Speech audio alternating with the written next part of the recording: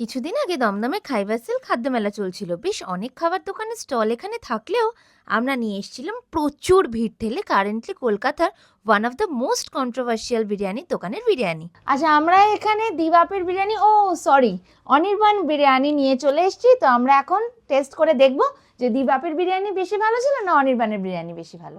আচ্ছা, এখানে দু রকমের বিরিয়ানি আছে, এটা চিকেন বিরিয়ানি, এটা মাটন বিরিয়ানি। আগে চিকেন বিরিয়ানিটা সার্ভ করে নিই।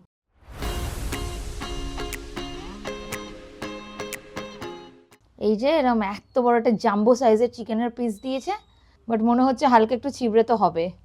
ব্যারাকপুর স্টাইল বিরিয়ানি মানে এই সবুজ চাটনিটা দিয়ে খাওয়া তো মাস্ট।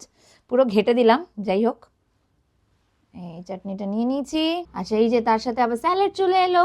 এই চাটনি স্যালাড দিয়ে রসিয়ে ব্যারাকপুর স্টাইল বিরিয়ানি খেতে হয়।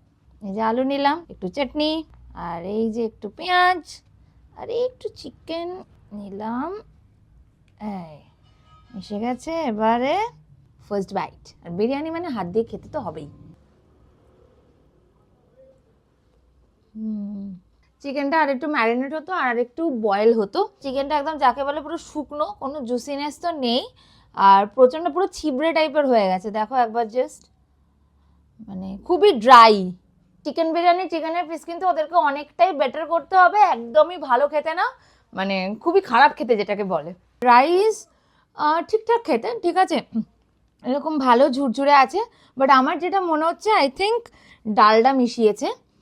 তো দিবাপিতে খেয়েছিলাম এরকম মশলাদারই ছিল রাইসটা, কিন্তু আই থিঙ্ক দিবাপিটা একটু বেটার ছিল এইটার থেকে। আই থিঙ্ক দিবাপির বিরিয়ানি অনির্বাণের বিরিয়ানির থেকে বেটার ছিল। ঠিক আছে, খাওয়া যাচ্ছে, এখানে আমাদের কাছেই খাদ্য মেলা এসছে তো এটা তো খেতে হতো, মাস্ট ছিল। আর এই মেলাতে এই চিকেন বিরিয়ানির প্রাইস নিয়েছে কিন্তু 250 রুপিস। কোয়ালিটি ওয়াইজ বিরিয়ানিটা মোটামুটি অ্যাভারেজ বলা যেতে পারে। চিকেন বিরিয়ানির পর আবার মাটন বিরিয়ানিটা এই যে প্লেটে সার্ভ করা হয়ে গেছে। আর দেখো মাটনের পিসটা, একটা বিশাল চর্বি দেখা যাচ্ছে মাটনের পিসে।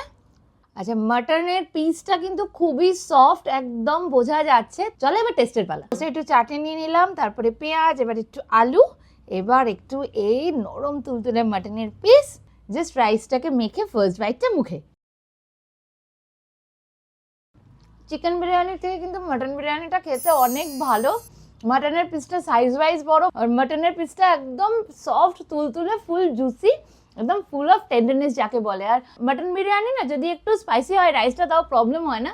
তো একদম বিগ থামস আপ আমার তরফ থেকে, মাটন বিরিয়ানি একদম বিগ থামস আপ। আচ্ছা, আজকের মতো বিরিয়ানি খাওয়া দাওয়ার পর্ব এখানে শেষ। তোমাদের সাথে দেখা হচ্ছে একটা নতুন রেস্টুরেন্টের রিভিউ নিয়ে।